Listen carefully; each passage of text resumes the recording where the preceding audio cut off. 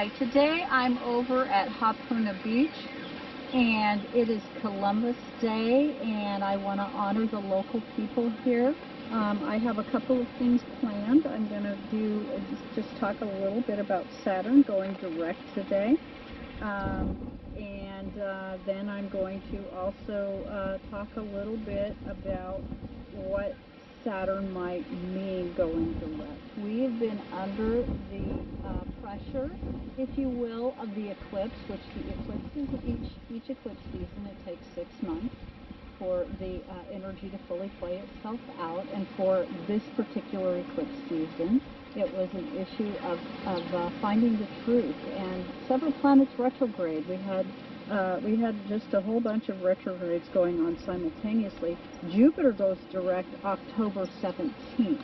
And I'm ruled by Jupiter. That's on my ascendant. That is how you know what your planet ruler is through your ascendant. And also there is one other method which professional astrologers use, and that is we use that if you have a planet that has a proper rulership, then that can also become part of how your planets get played out. So what I'm talking about today is just that Saturn has gone direct.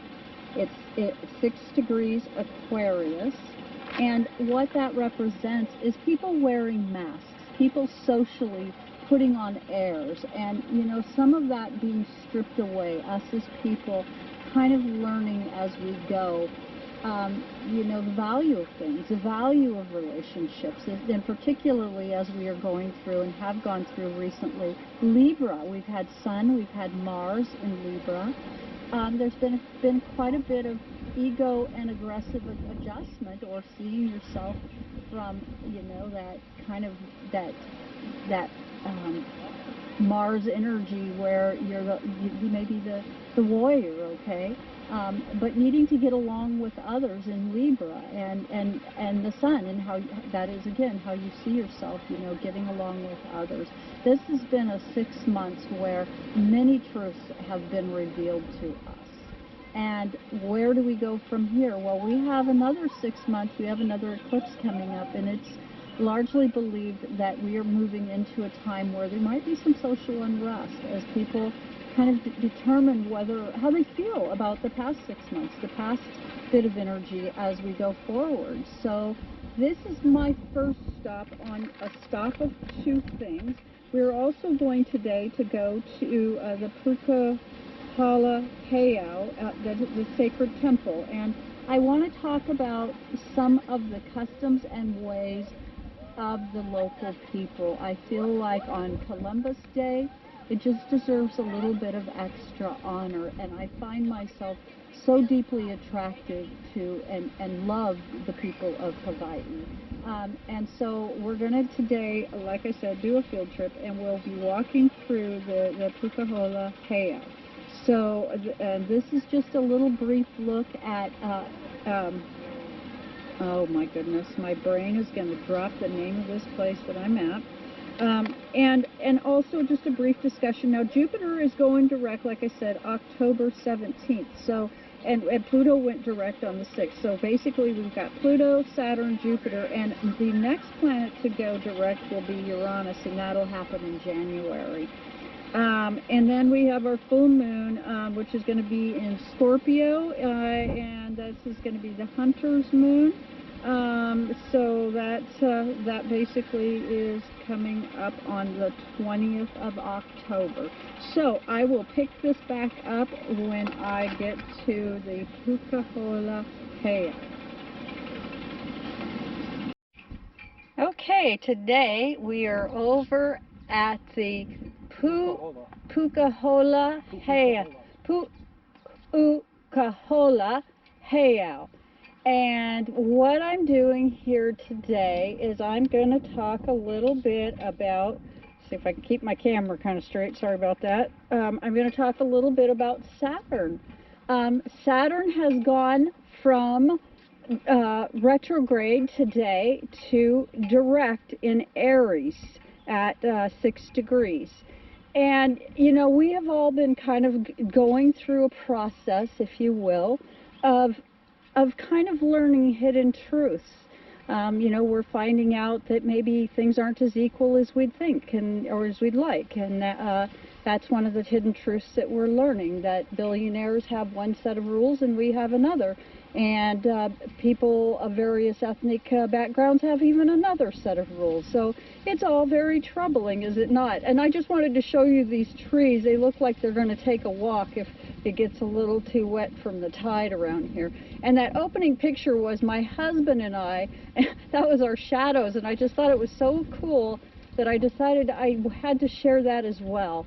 So that over there in the background is Kauai Harbor, and that is a spot, one of the few spots here in Hawaii that you can actually take your dog.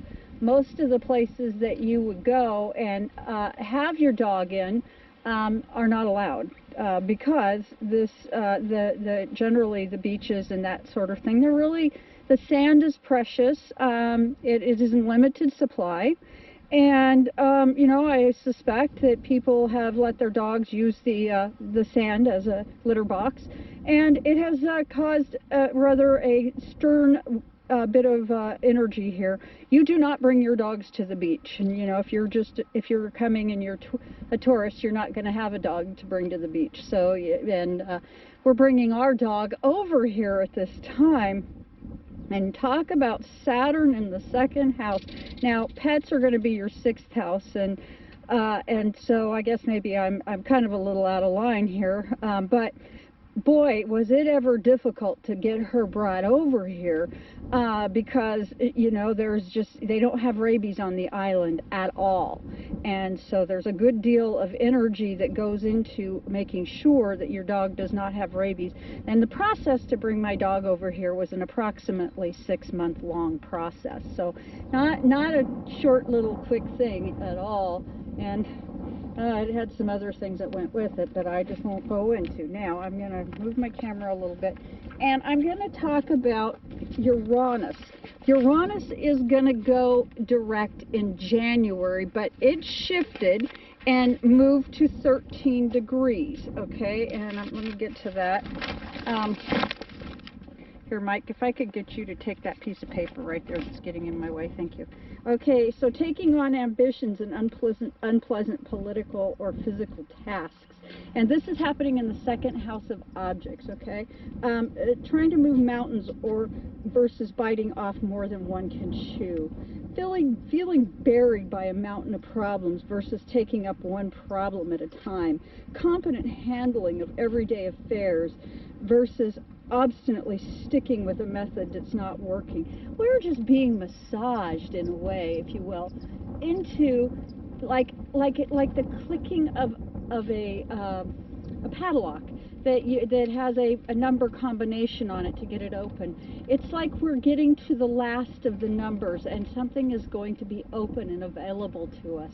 That would be one way to think of how Uranus might work, is it's these little shocks that bring us to a place where we have deeper awareness.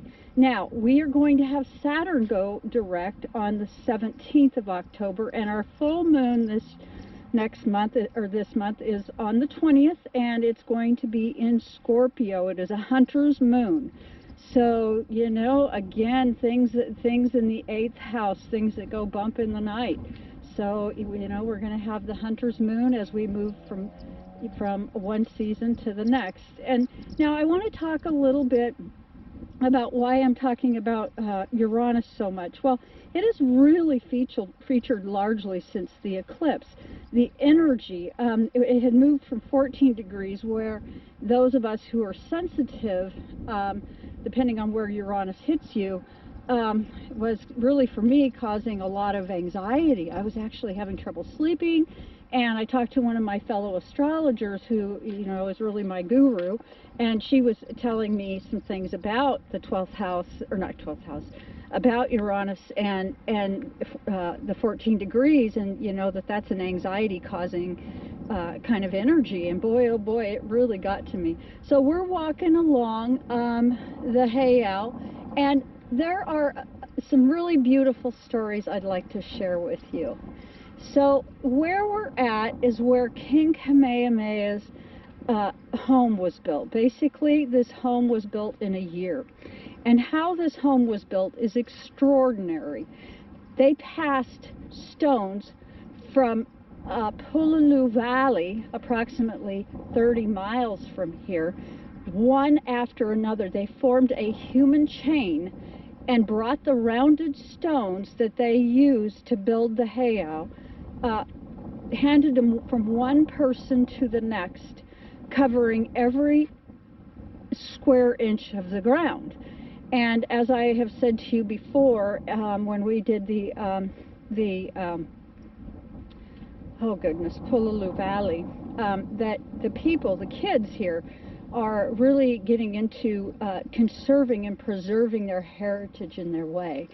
And so basically, they are asking for dollars to be put in, and there's a fund for it.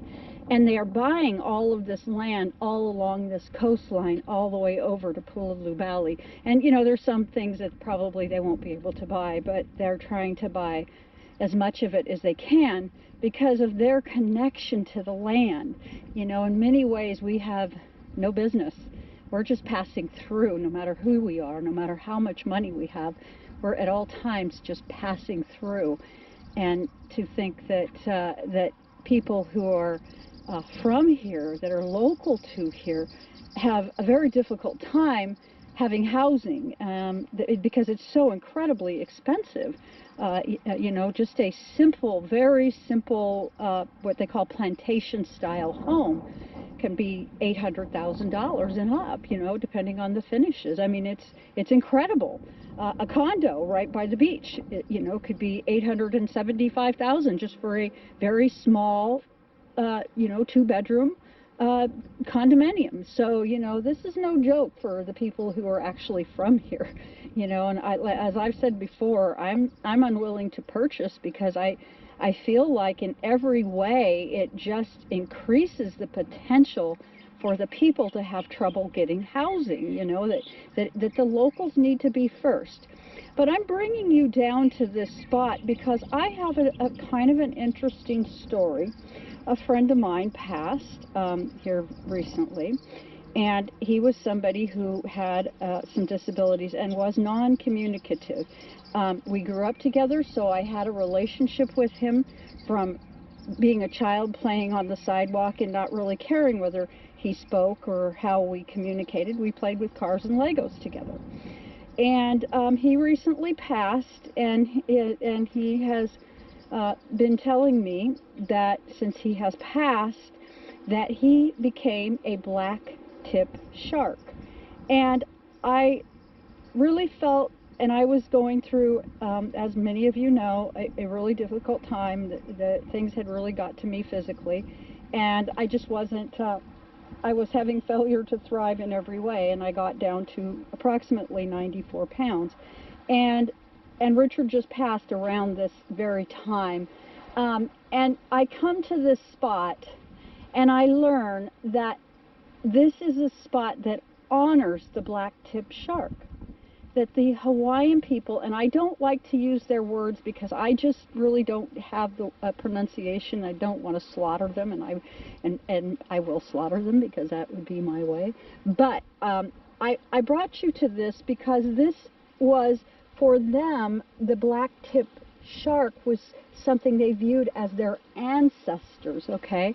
And as their ancestors, they would stand here and observe the sharks. They would look for their silvery and black tips to be shining off of the sun. Now, you won't be able to see that from here, of course, but what a beautiful, I find myself deeply touched. I had no idea that the people here had such a love for sharks, although they run around with shark tooths and shark tattoos and, you know, various things. There were plenty of indications, but I was unaware of it until I found this sign. And so I wanted to share that one of my dear people in my life that passed is now in spirit and tells me that he is a black-tip shark.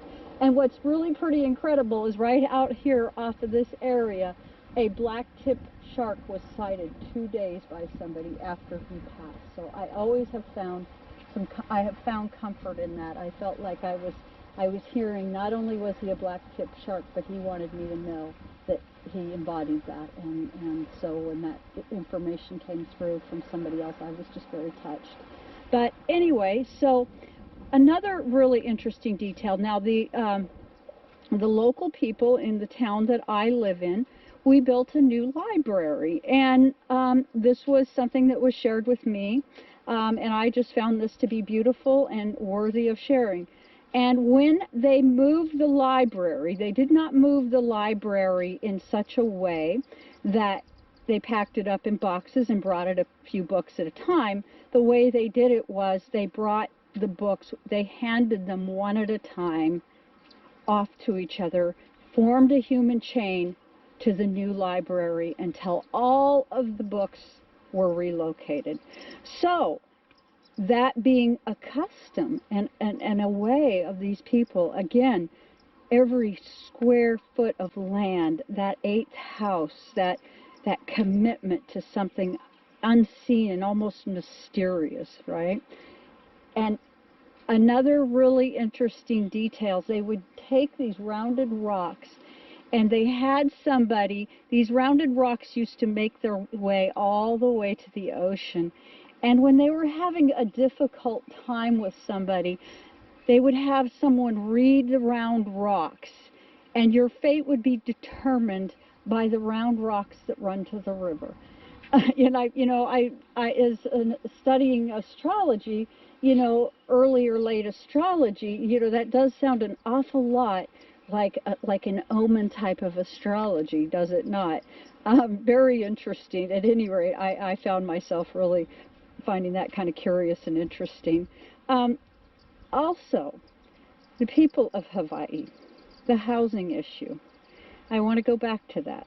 Saturn in the second house for the country itself since it became occupied by the United States. Or not by the United, but politically occupied in some ways that some people find to be just fine and others do not. So, I want to honor both sides. I don't really I'm grateful because I'm able to fly over here and be here and take in what's here, and it's been incredibly healing to me. But Saturn in the second house, that means that where this place and these people suffer limitations is in the objects. It's going to be in their homes. They're not going to, it's very difficult here. In fact, and now myself, I like to live tiny. I like to be less. I like less materials. I've got Saturn in the second house. That would be an example of somebody that has Saturn in the second, where I'm really real fine with not having a big house. In fact, I prefer not to have a big house. I like a house that's small, really small. And currently, I basically rent an ohana, which an ohana is a type of local housing where I'm just renting a room from someone who, and I'm pet sitting, so there's a couple of things I do, but basically it helps people who are from here or who have properties here, and it helps me to have something that is more efficient.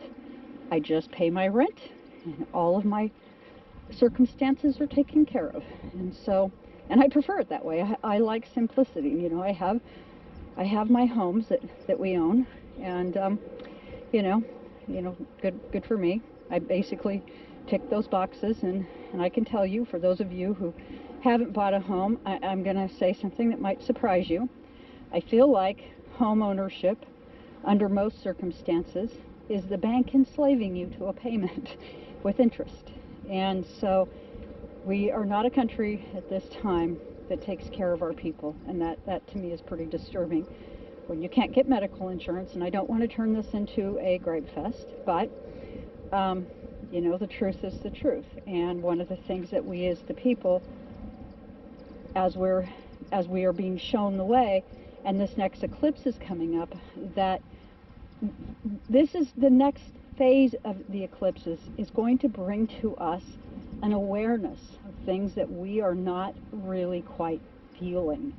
And it is high time that we as a people come together and start taking some ownership in how our process works, and taking some ownership in when we do this over here in Hawaii, we displace people. We need to take ownership for our part in the process. And so, you know, with that, I thank you very much. And for those of you who are local, happy Columbus Day to you, because it is supposed to be a day where we celebrate our people of culture, and hopefully that it's not about some guy that came in and said he found things when we know better.